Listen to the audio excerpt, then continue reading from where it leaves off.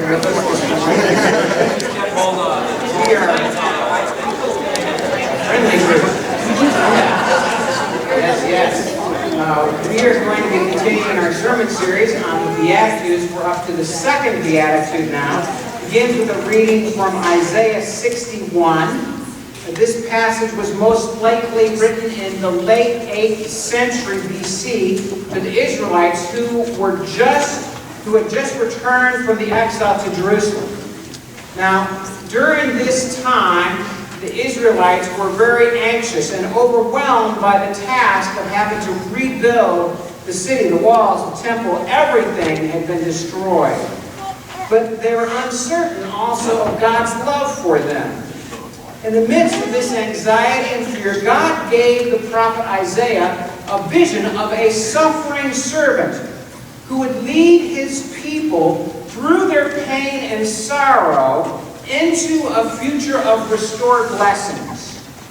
Blessed, says Isaiah, are those who are mourning Israel's loss. And it is likely that when Jesus gave the second beatitude, that he had these mourners in mind, and this passage from Isaiah 61 in mind. Listen then as Elisa reads the word of the Lord from Isaiah 61, 1 through 4. The Spirit of the Lord God is upon me, because the Lord hath anointed me to preach good tidings unto the meek. He hath sent me to bind up the brokenhearted, to proclaim liberty to the captives, and the opening of the prison to them that are bound, to proclaim the acceptable year of the Lord, and the day of vengeance of our God, to comfort all that mourn, to appoint unto them that mourn in Zion, to give unto them beauty for ashes, the oil of joy for mourning, the garment of praise for the spirit of heaviness, that they might be called trees of righteousness, the planting of the Lord, that he might be glorified, and they shall build the old ways. They shall raise up the former desolations, and they shall repair the waste cities, the desolations of many generations. And now from Matthew chapter 5, verses 1 through 4, we're going to begin again with kind of the introduction to the Beatitudes. When Jesus saw the crowds, he went up the mountain, and after he sat down, his disciples came to him. And then he began to speak, and he taught them, saying, Blessed are the poor in spirit, for theirs is the kingdom of heaven. Blessed are those who mourn, for they will be comforted. The word of the Lord. Thanks be to God. Blessed are those who mourn. If you ever thought that Jesus was a couple fries short of a Happy Meal, this should probably seal the deal for you. Blessed are those who mourn? This just seems impossible. Now, obviously, Jesus isn't talking about some sort of a superficial blessedness, some surface happiness, but still, the mystery remains. How can those who mourn, those who are grieving, be called anything close to blessed? Well, I'm going to suggest 4 ways from our 2 texts this morning. The first way is because only those who mourn can experience true joy. Think about it. Without the dark, would you be able to fully understand or appreciate the light? If you never tasted bitterness, would you be able to fully understand and appreciate sweetness? If you've never experienced sorrow, can you ever fully appreciate joy? Now, this may seem self-evident, and yet we live in a society that is structured to deny the self-evident. Western society is built upon saving us from all forms of suffering. A whole bevy of industries help us isolate and anesthetize and become numb to as much pain and suffering in the world as is humanly possible. Giant screen, high-definition TVs help us escape to beautiful, lush scenes. Gated communities keep the homeless out of our sight so that we don't have to deal with them. Psychologists ease our guilt. Alcohol and now marijuana takes the edge off of our anxiety. Nursing homes remove the aged from our sight. And funeral homes deal with the deceased. Don McCullough says this: a team of people, like maintenance workers in Disneyland, are quick to sweep the garbage out of our lives and make our visit to the Magic Kingdom as pleasant as possible as we go from one form of entertainment to the other form of entertainment. But Jesus congratulates those who have left the Magic Kingdom and entered into God's kingdom. Blessed are those who mourn. I've often experienced this in my ministry, the strange intermingling of joy and of sorrow to the place where you can hardly tell where one starts and the other begins. I remember gathering around a bed with the family of a dying parishioner in my previous church in Kansas. The gentleman's name was Jim. He was a wonderful man, and Jim was in his last hours. His breaths were few and far between. His face was jaundiced, and the color was beginning to leave the extremities of his body. I was reading the passage in John's Gospel where Jesus says that he has gone ahead of us to prepare a place for us, a special heavenly home. Right at that moment, Jim stopped breathing. All of us paused, thinking that perhaps this was it. This was really the end. But then Jim took a deep breath and continued on. One of the family members spontaneously replied, "Jim must be negotiating a better room." And we all burst into laughter. A release of tension? Of course. But it was more. It was a feeling of joy, a sense of joy, being fully alive, heightened because of the sorrow. The anesthetized, the sanitized, the homogenized of this world will never experience these wonderful blessings in strange places. Never. But those who mourn are also blessed because they prove themselves to be children of God. That's our second point. As Christians, not all of our mourning ought to be for the losses in our own lives. In fact, sometimes we get stuck in our grief and our mourning becomes moping because all we can think about is our own little world. But as Christians, we should also mourn for others. And this type of mourning is especially blessed by God, according to Jesus. Kingdom people mourn. How can we not mourn given the kind of world that we live in?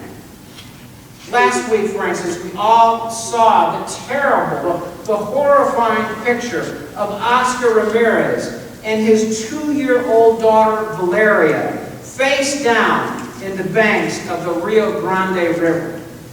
How could we not mourn for this family seeking refuge, but finding death instead? Friends, that's not a Democratic thing or a Republican thing. That's a human thing to mourn a loss like that. That's a Christian thing if we are to listen to Jesus. Godly people mourn. Like Isaiah's suffering servant, we are called to grieve deeply for and with the brokenhearted in this world. And so Isaiah 61:2 says, we are called to, quote, comfort all who mourn. That's why Jesus read Isaiah 61 in the synagogue at the start of his ministry. It was so that he could identify his role not with that of a militaristic Messiah, but rather with that of the suffering servant. And indeed we know that Jesus did suffer. As he overlooked Jerusalem, he mourned for a chosen people that had rejected God's prophets time and time again. He was greatly grieved when his friend Lazarus died. John tells us he was greatly disturbed in spirit and deeply moved, in fact, so grieved that he shed tears for Lazarus, even though he knew that he would be raising Lazarus later. John 11:35 reads simply, Jesus began to weep. Notice the tense. He began and continued to weep. It's the shortest verse in the Bible, yet it's also one of the most profound verses in all of Scripture. For in it we see a God who is not above human suffering, but rather who enters into human suffering. Jesus, the perfect reflection of God, wept. And when we weep with others, we too may just be as close to God's will for us as is possible this side of heaven. And so Jesus declares that those who mourn are blessed, most highly favored in God's eyes. But there's a third reason that those who mourn are blessed, and that is that mourners, like Jesus himself, are more likely to become agents of God's healing and change and justice in the world. Isaiah 41 says that it's the mourners, those who have grieved the fall of Jerusalem and the sins of her people. It's the mourners that will rebuild the city walls. You see, comfortable, self-satisfied people rarely do anything great for the Lord, because it's the mourners who are most likely to transform their tears into action. McCullough puts it this way: behind every hospital and every hospice in the world, and food bank and school and social service agency, was someone who grieved over a human need. Grieved deeply enough to do the hard work of making a difference in this world. Martin Luther mourned the church's erosion of simple faith in the grace of God. John Calvin, the founder of our tradition, the Presbyterian tradition, mourned the injustices of Geneva, Switzerland, and reformed the city. William Wilberforce mourned the slave trade, and so he fought against it for 40 years until he finally eliminated it. William and Catherine Booth mourned the conditions of the poor in London, and so they formed the Salvation Army. Albert Schweitzer mourned the sufferings of the Africans, and so he went to Africa and lived amongst them. Martin Luther King Jr. mourned racial prejudice in our country. Candy Lightner mourned the death of her daughter and formed Mad Mothers Against Drunk Drivers. And the list goes on and on and on. What do you mourn? And what might happen if you let God transform your grief into action in the world? Blessed, says Jesus, are those who mourn, because they may just hurt enough to make a difference in this world. That's great news. But there's even better news, and that is that the greatest reason that mourners are blessed isn't because their grief makes joy possible. It isn't because they prove themselves children of God, nor is it because they're most likely to do something with their pain, as important as that is. The greatest reason, according to Jesus at least, that the mourners are blessed is that they will be comforted. They will be comforted. The word used here in Matthew 5:4 for comfort is paraklein. It has the same root as the Greek word paraclete, a word used in John's Gospel to describe the Holy Spirit, the Comforter. It's a combination of two words, para, meaning alongside, and kletos, meaning to come to. Paraclete, then, is to come alongside or to come next to a person. Often it was used to describe the function of a lawyer or a witness in a court of law. They came alongside the accused and they stuck with them through thick and thin. And that is exactly what Jesus is saying God does when we are mourning. God comes alongside of us and stands by us through thick and thin. Something that helps me to think about grief sometimes, and some of my experience of grief, I think, can be captured by the image of grief as being a kind of a dance, a slow dance, a solemn dance. And yet, like all dances, it has its own form of beauty. What makes it beautiful isn't the steps of the dance or the music, but rather the partner that we dance with. For we do not dance alone. We do not dance with death itself. Rather, we dance with Jesus the Christ. And that makes the dance beautiful and meaningful and tolerant. God is close to the brokenhearted. Even when others fail us, perhaps especially when others fail us, God is there. I remember when my father died when I was a young man and I didn't deal with it very well. Yet God was there to help me on the other side of my grief. I remember when my friend Bernie committed suicide when I was in college. And when I learned it, I wept, and I wept for hours upon end. And then at 1 a.m., this strange warmth just flooded my heart. And somehow I knew that everything was going to be all right, even though it was all wrong. In my last congregation, we had a drunk driver take the life of a young 11-year-old boy named Austin Alexander. 11 years old, killed by a drunk driver. And we raised our voices to heaven in worship and sorrow and in anger, and the whole group of us gathered down by the baptismal font. And we prayed for one another, and we just clung to one another. And I'll never forget what Dick Miller, Austin's uncle, said to me right after that experience. He said, "This, Bill, this is what God is all about." I'll never forget that. I remember weeping and weeping after visiting my mother when she died of cancer 17 years ago.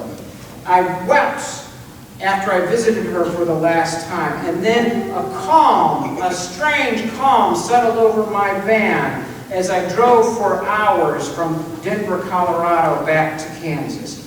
Because I knew that I wasn't alone in that van. I knew it.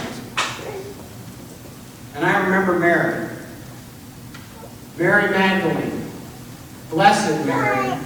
She followed Jesus to Passover for the celebration, and she mourned as he was hauled before the authorities and tried in a flim-flam court of law. She mourned as the death procession marched up the hill outside of the city and up the skull-shaped hill. She mourned when the nails sunk into Jesus' palms. She mourned when he cried out in agony. Peter and the others couldn't take it.